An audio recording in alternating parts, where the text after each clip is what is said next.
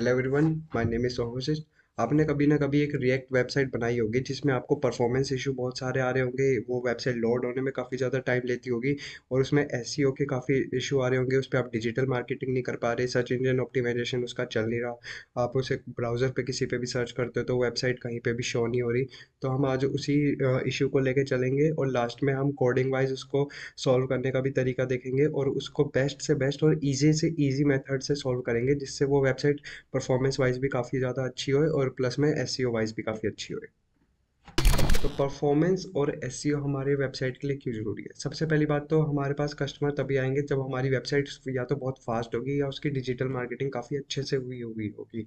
उसमें काफ़ी ज़्यादा फास्ट रेंडरिंग होगी या फिर डिले टाइम उसका बहुत कम होगा, फास्ट चलेगी, हम बहुत अच्छी सर्विस प्रोवाइड करेंगे और उसका यूआई बहुत अच्छा होगा। सबसे मेन इम्पॉर्टेंट पूरे वेबसाइट का यह है कि उसका यूआई काफ़ी अच्छा हो, उसका यूज़र एक्सपीरियंस काफ़ी ज़्यादा अच्छा होना चाहिए, तभी वो वेबसाइट वर्क करेगी। परफॉर्मेंस उसका डिले टाइम सबसे कम होना चाहिए, उसमें कोई इशू नहीं आना चाहिए, उसमें कोई ब्रोकन लिंक नहीं होना चाहिए जिसकी वजह से वो वेबसाइट आगे ही नहीं बढ़ पा रही। ये सब हमें ध्यान रखना है। और सबसे मेन पॉइंट हमारा यूआई है और यूएक्स है उस वेबसाइट का, जिसकी वजह से परफॉर्मेंस और एसईओ बहुत ज़्यादा मैटर करते हैं उसमें। एसईओ अगर उसका अच्छा होगा तो अपने आप ही लीड जनरेट भी अच्छी होगी और परफॉर्मेंस भी अच्छी हो जाएगी उसकी। परफॉर्मेंस और एसईओ अच्छा करने के लिए आप नेक्स्ट जेस यूज़ कर सकते हो। ये एक नई टेक्नोलॉजी जो अभी चल रही है, ये आप यूज़ कर सकते हो और ये काफ़ी ज़्यादा अच्छी है। इसमें परफॉर्मेंस और एसईओ अपने आप ही बहुत ज़्यादा अच्छी हो जाती है। उसमें फोल्डर स्ट्रक्चर बस बनाना होता है और नेक्स्ट जेस काफ़ी ज़्यादा ईजी है और रिएक्ट से ज़्यादा अच्छी चल रही है। तो आपको सबसे पहले अपनी वेबसाइट पे आ जाना है और इस पे जाके आपको राइट क्लिक करना है। राइट क्लिक पे इंस्पेक्ट पे जाके साइड में एक ऑप्शन आ जाएगा लाइट हाउस का। लाइट हाउस पे आप चूज़ कर सकते हैं कि आपको मोबाइल पे या फिर डेस्कटॉप पे क्या स्टैट्स चाहिए। ये बेसिकली आपको अब पूरी वेबसाइट का स्टैटिस्टिक्स बता देगा कि आपकी वेबसाइट को कहाँ का ज़रूरत है, क्या क्या आप ऑप्टिमाइज़ कर सकते हो, एसईओ में क्या क्या चीज़ें हैं, बेस्ट प्रैक्टिसेस क्या है और उसमें एक्सेसिबिलिटी क्या क्या है, उसमें परफॉर्मेंस उसकी कैसी है। तो पूरा का पूरा वो आपको इसका इन्फॉर्मेशन आ जाएगी वेबसाइट की। अब आपके सामने ये इसका स्टैट्स खुल के आ चुका है जिसमें डिले टाइमिंग और सब कुछ, वेबसाइट का लोड और ये सब कुछ लिखा हुआ है। एसईओ, परफॉर्मेंस, एक्सेसिबिलिटी, सब कुछ इसमें है। तो फिर आप इसमें जाके एक एक को चेक कर सकते हो और उसको डीबग कर सकते हो और ये आपको सब कुछ अपनी वेबसाइट का बता देगा। ये जैसे क्या क्या आपको बेस्ट प्रैक्टिसेस यूज़ करनी है उसके अंदर और क्या एसईओ में हमारी वेबसाइट में कमी रह गई है वो भी हम देख सकते हैं। मेथड नंबर वन, आपको अपने जावास्क्रिप्ट कम से कम यूज़ करना है। जितना आप कम जावास्क्रिप्ट यूज़ करोगे उतना ज़्यादा, मतलब जावास्क्रिप्ट कम यूज़ करने से मतलब है आपको ऑप्टिमाइज़ करना है अपना कोड। जितना उसको कम लाइन ऑफ कोड में आप उसको समेट सकते हो, आपको उतना करना है, उसको ऑप्टिमाइज़ करना है और इसके लिए आपको कुछ ज़्यादा नहीं करना। डायरेक्ट चैट जीपीटी पे जाना है, आपको अपना कोड अपलोड करना है और प्रॉम्प्ट डाल देना है कि इसको ऑप्टिमाइज़ करो और वो अपने आप ऑप्टिमाइज़ करके दे देगा और आपको जस्ट वो पेस्ट करना है और उसके बाद कुछ माइनर चेंजेस करने हैं तो आप उसे कर सकते हो और वो ऑप्टिमाइज़ हो जाएगा। मेथड नंबर सेकंड, आपको कम से कम सी एस एस यूज़ करनी है। अगर आप बेफालतू में सी एस एस की फाइल्स बनाते हैं काफ़ी सारी, जैसे कोई बिगिनर कोडर होता है तो वो काफ़ी सारी सी एस एस की फाइल बना देते हैं रिएक्ट की वेबसाइट में भी। तो आपको कम से कम करना है। आप इसके लिए टेलविंड यूज़ कर सकते हो, inline C S S use कर सकते हो। हमें इतनी सारी फाइल्स नहीं बनानी, कम से कम हमारा कोड होना चाहिए। तो हम टेलविंड यूज़ कर सकते हैं जिससे कम से कम हमारी सी एस एस जाए। मेथड नंबर थ्री, आपको नेक्स्ट जेन इमेजेस यूज़ करनी है, उसको ऑप्टिमाइज़ करना है इमेजेस को।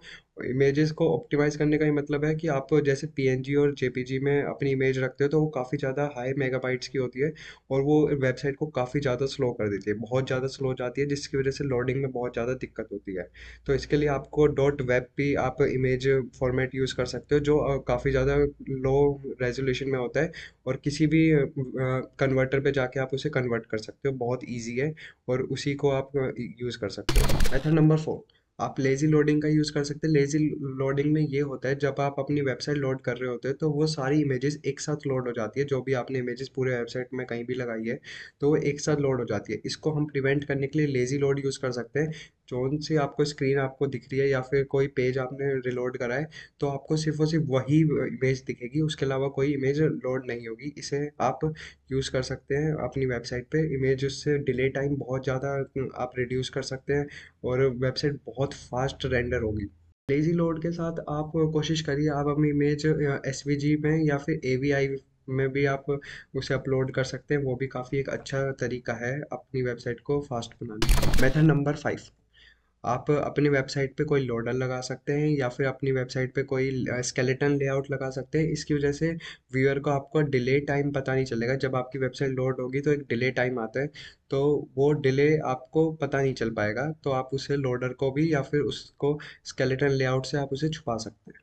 मेथड नंबर 6, आप ट्री शेकिंग मेथड भी यूज़ कर सकते हैं। इसमें आपका जो अनयूज्ड कोड है, जो या फिर कोई अनयूज्ड फाइल है, आप उसे हटा सकते हैं। जो भी आपके काम में वो फाइल नहीं आ रही, उसको आप डिलीट कर दीजिए। सीएसएस की फाइल हो या फिर बहुत सारी फाइल ऐसी होती है जो रिएक्ट में आपके काम नहीं आती, उसको सबको आप डिलीट कर दीजिए। लास्ट मेथड, आप इसमें आप रिएक्ट प्रोफाइलर या फिर लाइट हाउस पे जा सकते हो और वहाँ पे जितने भी आपको एरर दिख रहे होंगे आप उसे सॉल्व कर सकते हो। परफॉर्मेंस वाइज या फिर एक्सेसिबिलिटी कोड, एसईओ वाइज, वो जो भी आपको एरर दिखेंगे आपको उसे बस सॉल्व करना है, वो अपने आप सब कुछ सही हो जाएगा। जितने भी उस पे एरर आ रहे हैं आप उसको एक एक करके देख सकते हो, वहाँ पे उसके सॉल्यूशन भी है, सब कुछ है, और आप उसे देख सकते हैं और एक एक एरर को सॉल्व कर सकते हैं। चैट जीपीटी पे डाल दीजिए या फिर उस मेन फाइल में जाके उन सबको सॉल्व कर लीजिए, वो आपका सब सही हो जाएगा। तो अब हम आते हैं वेबसाइट के एसईओ पे, सर्च इंजन ऑप्टिमाइजेशन। हम सब चाहते हैं हमारी वेबसाइट इंटरनेट पे काफ़ी अच्छी रैंक करे और प्लस में उस पर काफ़ी अच्छी मार्केटिंग होए और वो लोगों में विजिबल होए। तो उसके लिए हम सबसे पहला मेथड हम यूज़ करेंगे, यूज़ बेटर यूआई। तो इसमें हमें उस वेबसाइट का यूआई और यूएक्स काफ़ी हमें ऐसा अच्छा करना पड़ेगा। यूआई से मेरा मतलब है उस वेबसाइट का रिस्पॉन्सिवनेस। जो मैक्सिमम क्लाइंट आउटरीच आएगी वो हमारी फ़ोन पे आएगी, मोबाइल फ़ोन पे आएगी। और हम उसके लिए रिस्पॉन्सिवनेस उस का बहुत अच्छा कर सकते हैं। उस वो मोबाइल पे कैसा इंटरफेस होगा वो हम काफ़ी अच्छा कर सकते हैं। अगर एक क्लाइंट, अगर एक यूज़र हमारी वेबसाइट पे ज़्यादा देर के लिए रहेगा तो उसकी ऑटोमेटिकली रैंकिंग हाई जाएगी। जैसे कोई ब्लॉग पेज आपने बनाया तो उस पे ज़्यादा यूज़र तभी आएंगे जब उसका वो रिस्पॉन्सिव बहुत अच्छा होगा। सेकंड, हम यूएक्स काफ़ी उसका यूज़र एक्सपीरियंस अच्छा कर सकते हैं बाय परफॉर्मेंस। उसका परफॉर्मेंस बेस्ट से बेस्ट हो, अगर कोई फॉर्म है तो वो परफेक्टली सबमिट हो रहा है और हर चीज़ उसमें सही जा रही है और उसकी स्पीड भी काफ़ी अच्छी है, लोडिंग टाइम उसका काफ़ी अच्छा है, तो वो ऑटोमेटिकली वेबसाइट अपने आप ही ऊपर आ जाएगी और गूगल उसे अपने आप प्रमोट करेगा। मेथड नंबर सेकंड, सबसे इम्पोर्टेंट और सबसे बेस्ट मेथड, आप एसईओ टैग्स काफ़ी अच्छे से यूज़ कर सकते हैं। जैसे आपको टाइटल देना है तो फिर आप टाइटल में लिखेंगे, आप वो डिव करके नहीं लिखेंगे। जैसे आपको हेडिंग देना है, जब कोई गूगल पे कीवर्ड सर्च करेगा तो आपकी हेडिंग से ही वो लिस्टेड रैंक लिस्ट होगी उसकी। अगर आपको कुछ पैराग्राफ लिखना है तो उसे पी टैग में लिखिए। इमेज लगानी है उसे आईएमजी टैग में लगानी है, रिएक्ट पे भी और एचटीएमएल पे भी, जिसकी वजह से रैंकिंग में काफ़ी इफेक्ट पड़ेगा, क्योंकि वो जब कीवर्ड सर्च करेगा उसके एक एक कीवर्ड तो वो उसी से मैच करेगा। जैसे आपको कोई एड्रेस देना है उसके लिए एड्रेस का टैग यूज़ करना, और काफ़ी सारे टैग्स होते हैं, आप वो सर्च कर सकते हैं एक एक करके, और वो एसईओ में काफ़ी ज़्यादा यूज़फुल होते हैं। Method number 3, better navigation on react app. आप अपने वेबसाइट में, आप अपने रिएक्ट की जो वेबसाइट चल रही है उसमें कितना अच्छा नेविगेशन कर सकते हैं। अगर उसमें कोई ब्रोकन लिंक है तो वो वेबसाइट को वैसे ही डाउन बहुत ज़्यादा ले जाएगा। जैसे कोई बटन पे क्लिक करता है और वो बटन का जो लिंक है वो चल ही नहीं रहा, वो मतलब वर्क ही नहीं कर रहा, तो उस वेबसाइट में रैंकिंग उसकी बहुत कम हो जाएगी। और जैसे आपने लिंक टैग लगा रखा है और वो लिंक सही से हो ही नहीं रहा, वो यूआरएल चल ही नहीं रहा, तो फिर उसके लिए आपको लिंक पे काफ़ी अच्छा काम करना पड़ेगा। कोई भी ब्रोकन लिंक या बेकार लिंक नहीं होना चाहिए जिसकी वजह से आपकी वेबसाइट आगे ही नहीं बढ़ पा रही और वो चल ही ना पा रही। मेथड नंबर 4, आपको अपने वीडियो के लिए क्लीन यूआरएल यूज़ करने हैं। जब आप उस पर राउटिंग करेंगे तो आपको क्लीन से क्लीन, बेस्ट से बेस्ट यूआरएल लेने हैं जो कि कंफ्यूजिंग ना हो, जो कि गूगल के लिए भी रीड करने में आसानी हो और वो क्रॉल करने में बहुत ज़्यादा हेल्पफुल हो। वो रैंक उससे ज़्यादा अच्छी आएगी। जैसे मैं आपको दो एग्जांपल देता हूँ, एक ये यूआरएल और एक ये वाला। तो इसमें से कौन सा ज़्यादा क्लीन है जो लोगों के ज़्यादा समझ आए? तो ऑब्वियसली ये वाला नीचे वाला काफ़ी ज़्यादा अच्छा है। तो आप इसे ऐसे यूज़ कर सकते हैं, जो जितना ज़्यादा इजी में लिखा होगा वो उतना ही लोग ज़्यादा समझ पाएंगे और वो उसकी रैंकिंग भी अच्छी आएगी और कीवर्ड भी मैच करेगा। और ऊपर वाले में लोग कंफ्यूज होंगे और हम गूगल भी कंफ्यूज होगा कि आखिर इसमें मतलब कंटेंट क्या है क्या नहीं है, वो उसको क्रॉल भी इजीली रीड भी नहीं कर पाएगा। तो फिर आपको क्लीन और एकदम गुड यूआरएल रखने हैं और उसमें नेविगेशन भी अच्छी करनी है अपने रिएक्ट पे। बाकी अब चलते हैं रिएक्ट लाइट हाउस पे और उस पे सर्च करते हैं कि हम अपने वेबसाइट को कैसे ज़्यादा से ज़्यादा इंप्रूव कर सकते हैं, और कोड की मदद से मेटा डिस्क्रिप्शन लगाना सीखते हैं, साइट मैप और रोबोट टीएक्सटी क्या होता है वो लगाना सीखेंगे, और देखते हैं उससे रैंकिंग कैसे अच्छी हो सकती है। स्टार्ट करेंगे रोबोट टेक्स्ट बनाने का। रोबोट टेक्स्ट बनाने के लिए आपको सिंपल पब्लिक फोल्डर में जाना है और उधर एक रोबोट txt करके एक वेब फाइल बनानी है और फिर चैट जीपीटी पे जाके जस्ट उसे जनरेट करा लेना है। अब इसमें ये डिसअलाउ और अलाउ आ जाता है। अलाउ ये वो करेगा जो आपको वेबसाइट पे मेन अपना पेज दिखाना है। जैसे आपको बहुत सारे पेजेस हैं जो नहीं दिखाने, जैसे लॉगिन का पेज हो गया, रजिस्ट्रेशन फॉर्म हो गया, वो आपको नहीं दिखाने, तो आप उसे डिसअलाउ में डाल सकते हो। और जो जो आपको मेन पेज, जैसे अपने कोई आप कोर्स बेच रहे हो तो फिर कोर्स का पेज अलाउ कर दो, तो फिर जब वो वेबसाइट कोई क्रॉल करेगा इंटरनेट पर, जब वो वेबसाइट आएगी तो वो मेन वही पेजेस दिखाया जाएगा सामने सामने। अब आपको अपना app.jsx पे जो आपने राउटिंग क्रिएट करा है, राउट आपको यहाँ पे डाल देना है और वो इसके हिसाब से ही मॉडिफाई करके दे देगा।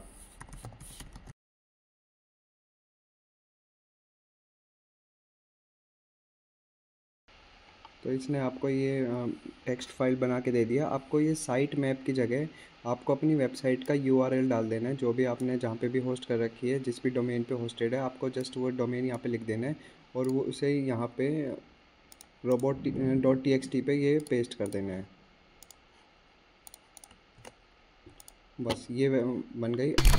अब हम साइट मैप जनरेट करेंगे। साइट मैप जनरेट करने के लिए आपको साइट मैप डॉट एक्सएमएल नाम से एक ये फाइल बनानी है और यहाँ पे एक वेबसाइट पे जाना है XML sitemaps.com और आपको अपने वेबसाइट का नाम URL लिख देना है।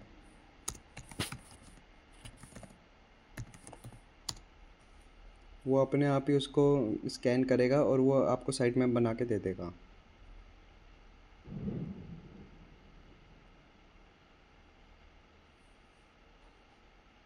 अब इसको आप सिंपली डाउनलोड कर सकते हैं और ये डाउनलोड होके आ जाएगा। अब आपको ये साइट मैप अपने चैट जीपीटी पे पेस्ट करना है बस,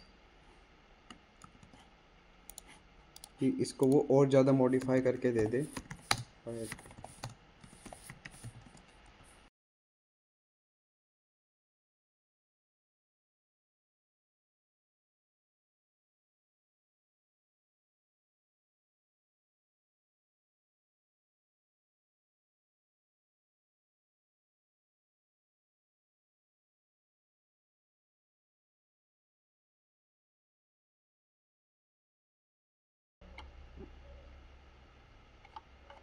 अब इसने साइट मैप जनरेट करना चालू कर दिया है। इसमें आपको प्रायोरिटी दिख रहा होगा। प्रायोरिटी का ये मतलब है जो वेबसाइट आपको मेन ऊपर ऊपर दिखानी है उसको प्रायोरिटी 1 दे रखी है। जैसे होम पेज को इसने प्रायोरिटी 1 दे रखी है और जो इतने ज़्यादा यूज़फुल नहीं है उनको कम दे रखी है, जैसे 0.7 दे रखा है और भी 0.6 0.5। जो पेजेस आपको नहीं दिखाने, जो जो पेजेस आपको ऊपर दिखाने, आप उसकी प्रायोरिटी इंक्रीज़ कर सकते हो अपने आप और डिक्रीज़ कर सकते हो। और फिर इसको कॉपी करना है, फिर यहाँ सिंपल पेस्ट कर देना है इसको हटा के। बस ये आपकी साइट में बन चुकी है उसमें और यह काम हो चुका है। अब हम देखेंगे हमें मेटा टैग कैसे लगाना है। मेटा टैग लगाने के लिए आपको रिएक्ट हेलमेट असिंक पे आ जाना है और उसको आपको इंस्टॉल कर लेना है, या आप इसे इंस्टॉल कर सकते हो यहाँ पे जाके। ये जैसे ही इंस्टॉल हो जाएगा फिर यहाँ पे इसका कोड लिखा हुआ है, आपको पहले ये इंपोर्ट करा लेना है। अभी हमें हेलमेट की यहाँ पे ज़रूरत नहीं है तो इसे हटा देंगे। हमें बस यहाँ पे हेलमेट प्रोवाइडर लगाना है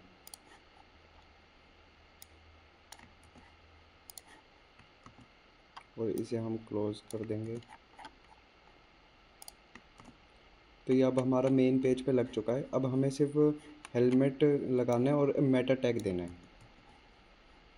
जैसे ये हमारा होम पेज है, अब हम यहाँ पे लगा देंगे इसे। ये हमारा इंपोर्ट आ चुका है और अब हम यहाँ से इसे कॉपी कर लेंगे, हेलमेट और टाइटल और लिंक को। ये हमने कॉपी करा। टाइटल में आपको पेज का टाइटल देना है, जैसे मेरा ये होम पेज है तो मैं होम पेज दे देता हूँ।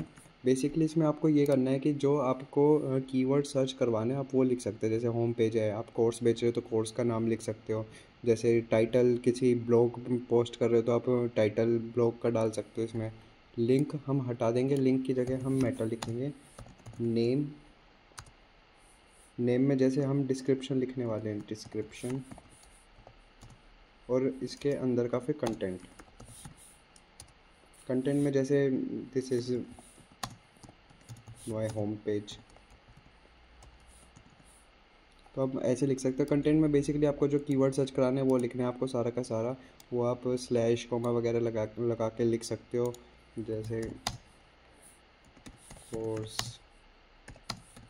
ब्लॉग, ऐसे कुछ भी आप लिख सकते हो, टेक्नोलॉजी। तो ये बेसिकली आपके कीवर्ड सर्च हो जाएंगे और ये बस हो चुका है। अब आप ये सारे चेंजेस कमिट करके अपनी वेबसाइट पे आप चेक कर सकते हैं। अब आप रिएक्ट लाइट हाउस पे अगर आप जाके चेक करेंगे तो स्टैट्स पूरा का पूरा चेंज हो जाएगा।